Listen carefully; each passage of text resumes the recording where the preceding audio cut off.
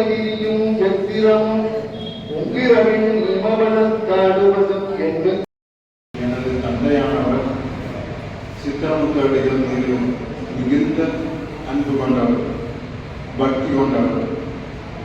அவர்களின் சொல்படி 18 ஆண்டுகள் ஒருவேளை உணவு உண்டு ஜபம் இருந்தார். அதோடு அவர் இருக்கும் முன்கூட்டியே அவருடைய இறப்பை சொல்லியிருந்தார். அந்த எல்லாத்தையும் ஒத்து பயணிப்பதுதான் சமய சன்மார்க்கம். அந்த வகையிலே அங்கே இறை அருள் இல்லாமல், சித்தர்கள் மகான்களுடைய ஆசி இல்லாமல் இந்த கட்டணத்துக்கு ஆரம்பிக்கிறதுக்கு முன்னாடி வரைக்கும் முற்றோதல் நிகழ்வு நடந்தது. அந்த முற்றோதல் நிகழ்வு நடத்தி கொடுத்த அத்துணை சிவபெருமானாவும் பார்வதி தேவியாவும் நல்ல உறவுக்கும் எனது முதலில் என்னை பற்றியும் இந்த விழாவுக்கு பங்கெடுத்திருக்கிற விதத்தையும் நான் சொல்ல கடமைப்பட்டேன். எனது ஊர் மயிலாடுதுறை. இந்த காலம் விட்டு போன விஷயம் வந்து ஐயாவோட சத்தம் பேசிட்டு கைலாயம் எங்க இருக்கு அதை கூட சொன்னாங்க. கைலாயங்கிறது இந்தியா போட்டாலே எங்க அப்படிங்கிற ஒரு கேள்வி நம்ம கூட எங்கேயா கேட்டு பார்த்துக்கிறோமா? நமக்கான கடமைகள் இருக்குது.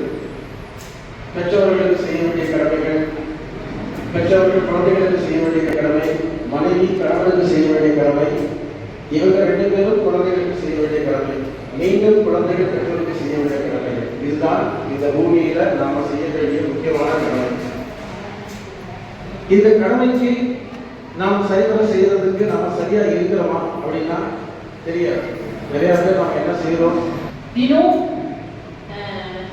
ஐயா வந்து சாப்பாடு கொடுத்துருக்காரு. ஒரு 6 மாசம் காலமா ரோட்டோஸ்ல இருக்கிறவங்களுக்கு அந்த மாதிரி இருக்கிறவங்களுக்கெல்லாம் சாப்பாடு கொடுத்துட்டு இருக்காரு. அவரே செஞ்சு வெளியில கொண்டு போய் கொடுத்துட்டு இருந்தாரு. இவர் என்ன எப்ப பார்த்தாலும் சாப்பாடு சாப்பாடுன்ட்டு எல்லாத்தையும் கொடுத்துட்டு இருக்காரு அப்படின்னு பார்க்கும்போது அந்த ஒரு அனுபவம் என்ன அப்படின்னா, பசித்தோர் முகத்துல நம்ம சாப்பாடு கொடுக்கும் போது இருக்கிற மகிழ்ச்சி வேற எதுவும் இல்லை.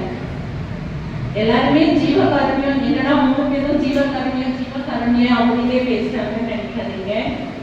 அதை விட வேற ஒரு அற்புதமான பணி வேற எதுவுமே இல்லைன்னு தான் நம்ம நினைக்கணும். எத்தனையோ நம்ம சாப்பாடு அதாவது மற்ற இதெல்லாமே கொடுக்கலாம். ஆனா என்ன அப்படின்னா அன்னதானம் தான் ரொம்ப பெரிய உன்னதமான ஒரு இது அப்படின்னு சொல்லுவாங்க. இந்த கண்ணன் கூட பண்ணல, நீ அன்னதானம் பண்ணலையா அப்படின்னு கேட்பாங்க. அதே மாதிரிதான் நம்ம வந்து பசித்தோருக்கும் உணவு கொடுத்தோம் அப்படின்னா அத்தனை நன்மைகளும் நடக்கும் நம்மளுக்குள்ள.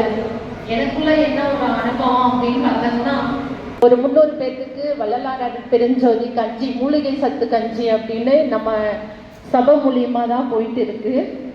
ஒரு சபையை எழுப்பி அதன் வழியிலே பல்வேறு அறப்பணிகளை செய்து வருகிற போற்றுதலுக்குரிய சீனிவாசன் அவர்களே, எங்கள் அன்பிற்கும் வாசத்திற்கும் உரிய தர்மவான் ஜெகதீசன் அவர்களே, சாந்தா அவர்களே, நம்முடைய மருத்துவ மாமணி அன்பு ஞானவேதத்தினுடைய மருத்துவர், அன்பிற்கும் வாசத்திற்கும் உரிய போற்றுதலுக்குரிய ராமசுப்ரமணியன் ஐயா அவர்களே, மற்றும் தேவராஜ் அவர்களே, அச்சய பூர்ணி அவர்களே, பாலன் அவர்களே, மோகன்ராஜ் அவர்களே, விஜய் அவர்களே, மோகனையா அவர்களே, சுப்பிரமணியம் அவர்களே, இந்த அற்புதமான நல்ல நாளிலே ஞானிக்கு இன்றைக்கு விழா. ஞானம் என்பது என்ன? அழகா சொல்வார் ராமகிருஷ்ண பரமஹம்சர். ஒருத்த போய் கேட்டானா, ஐயா எனக்கு ஞானம் கிடைக்கணும், மத்தியானம் 2 மணிக்குள்ள உங்களால தர முடியுமான்னு கேட்டானா. உடனே அந்த குரு சொன்னாரா, ராமகிருஷ்ணர், ஞானம் என்பது அனாசி கடையில போய் ஒரு 1/2 கிலோ வாங்கி கொடுக்கறது இல்லடா, ஒரு மளிகை கடையில போய் ஒரு 100 கிராம் துணி கேட்கறது இல்லடா. ஞானம் என்பது என்ன தெரியுமா? அதிகாலையிலே எழ வேண்டும், ஆண்டவனை தொழ வேண்டும், நாம் செய்த பாவங்களை எண்ணி அழ வேண்டும், கடைசியில நைவேத்தியத்துல ஒரு திராட்சை பழத்தை எடுத்து வாயில போட்டுக்கணும்னு சொன்னார். உடனே சொன்னாரா, பச்சை திராட்சை ராஜமாமா கேட்டான். உடனே ராமகிருஷ்ணன் சொன்னாரு, நான் எத்தனை ஸ்லோகங்களை சொல்ல வேண்டும் என்று நீ கேட்டிருந்தால் ஞானத்தை பெற்றிருப்பாய். என்ன பழத்தை சாப்பிடும் நீ கேட்டதினாலே நீ வயிற்று பெட்டியை நிரப்ப வந்தவன், உனக்கு ஞான மார்க்கம் சித்திக்காது போய் என்று சொன்னான். அந்த கடைசி நிமிடங்கள் கண்முன் வந்திருக்கின்றன. அவர் பரிபூர்ணம் அடைவதற்கு ஒரு 8 நாளைக்கு முன்னாடி தான் அவர் பார்க்க வரலாம். வாழ்க்கையில நீங்கள் என்ன செய்கிறீர்கள்? நீங்க சாமி பாடுங்க.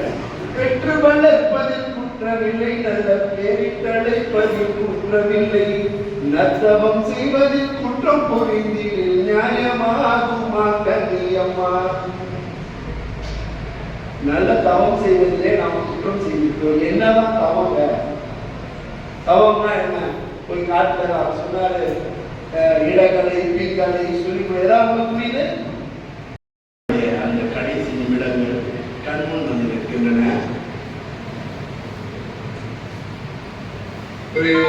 அவர் பரிபூர்ணம் அடைவதற்கு ஒரு 8 நாளைக்கு முன்னாடி தான் அவர் பார்க்க வரலாம்.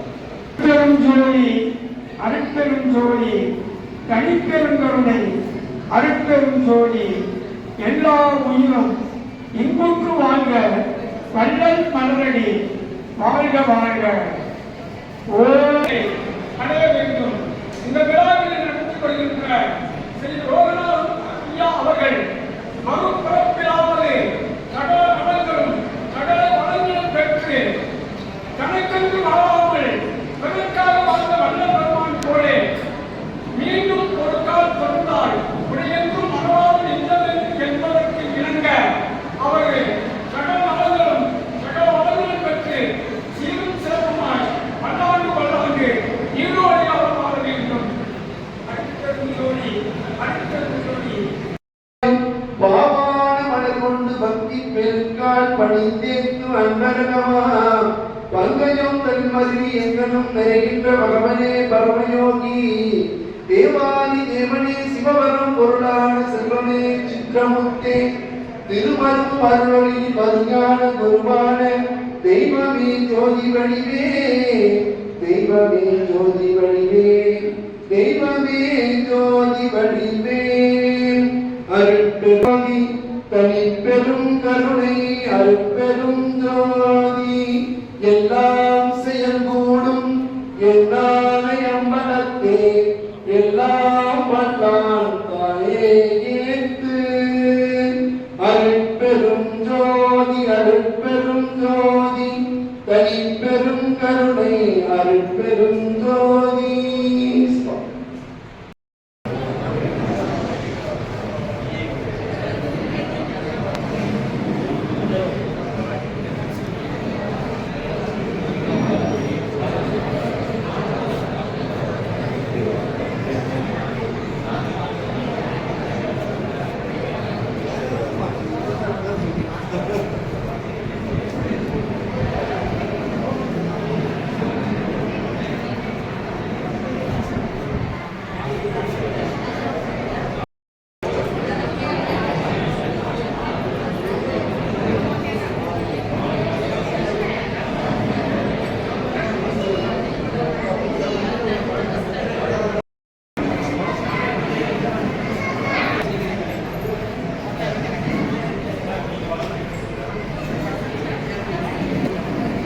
காவியா, காவியா இங்க பாரு.